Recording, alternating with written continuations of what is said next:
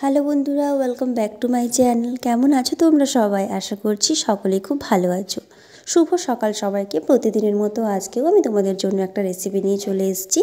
বন্ধুরা, আজকে আমি তোমাদেরকে দেখাবো অসাধারণ একটা পিঠে বানিয়ে। এই পিঠেটা কিন্তু বন্ধুরা দেখতে যেমন সুন্দর, খেতে আরও সুন্দর। আর এই পিঠেটা দেখেই কিন্তু সবার খেতে ইচ্ছে করবে, এতটা সুন্দর এই পিঠেটা। তো বন্ধুরা, রেসিপিটা শেষ পর্যন্ত দেখতে থাকো। ভালো লাগলে লাইক, কমেন্ট, শেয়ার, সাবস্ক্রাইব করতে একদম ভুলবে না। আর ভিডিওটা তোমাদের ফ্রেন্ডের সাথে শেয়ার করে দেবে। তো চলো রেসিপিটা শুরু করি। এই দেখো, পিঠে বানানোর জন্য আমি প্রথমেই নিয়েছি চালের গুঁড়ো। আমি এর মধ্যে দিয়ে দিচ্ছি সামান্য একটু কালার।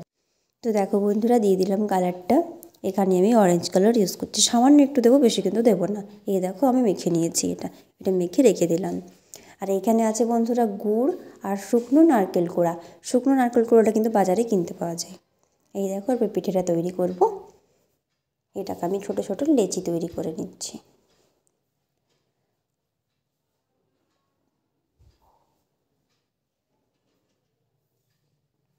এরপর এটাকে আমি হাত দিয়ে একটু মেখে নেব।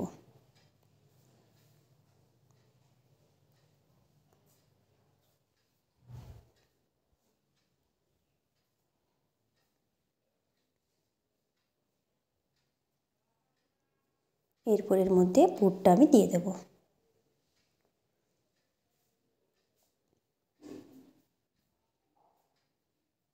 এই দেখো, এটা মুড়ে দিলাম। এরপর আমি যেহেতু কুমড়ো পিঠে বানাবো, কুমড়োর ডিজাইন বানাবো। এই দেখো, বানিয়ে নিয়েছি সবগুলো। এই দেখো, এগুলো হচ্ছে লং, এগুলো আমি উপর থেকে দেব।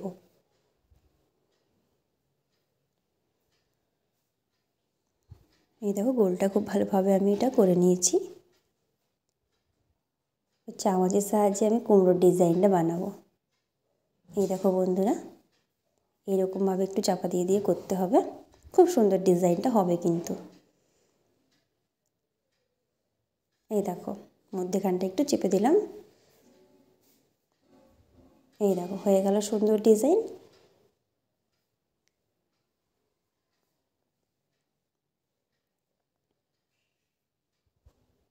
ডিজাইনটা এখানে আমার তৈরি হয়ে গেছে বন্ধুরা।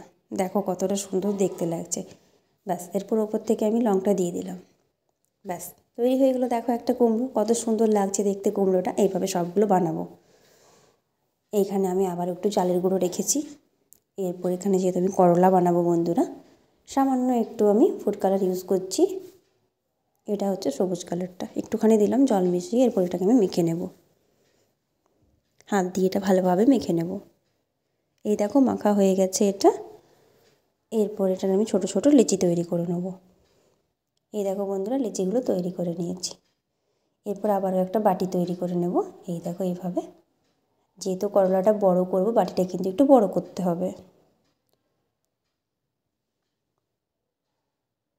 এই দেখো, পুরটা দিয়ে দিলাম।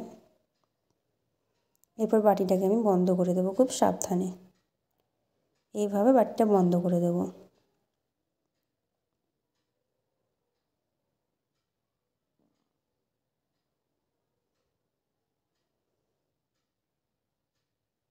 যেমন করলা হয় বন্ধুরা, ওইরকম ডিজাইনটা করতে হবে। এইরকম হাত দিয়ে দিয়ে চেপে চেপে দিতে হবে একটুখানি। শেষ পর্যন্ত দেখবে ডিজাইনটা কতটা সুন্দর হবে। চারদিকটা এরকমভাবে করে দিতে হবে হাত দিয়ে।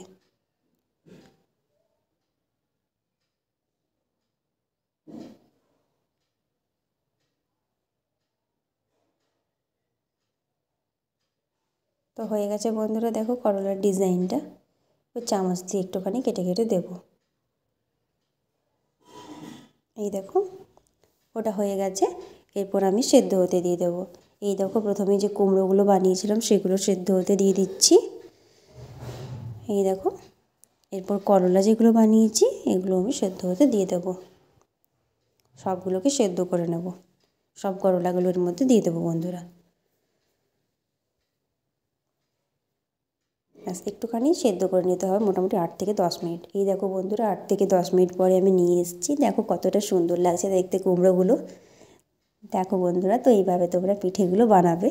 আশা করছি তোমাদের ভালো লাগবে। পিঠেটা কিন্তু খেতে খুবই ভালো লাগে বন্ধুরা। দেখতে যেমন সুন্দর, খেতে কিন্তু আরও সুন্দর। এই দেখো করলাগুলো দেখাই তোমাদের, এই দেখো করলাগুলো কত সুন্দর হয়েছে দেখতে বন্ধুরা। তো বন্ধুরা, যদি ভিডিওটা ভালো লাগে তাহলে কিন্তু তোমরা অবশ্যই একটা লাইক দেবে, আর এইরকম ধরনের নতুন নতুন রেসিপি পাওয়ার জন্য আমার চ্যানেলটা অবশ্যই সাবস্ক্রাইব করে একটু পাশে থাকবে। সবাই ভালো থেকো, সুস্থ থেকো, সাবধানে থেকো বন্ধুরা।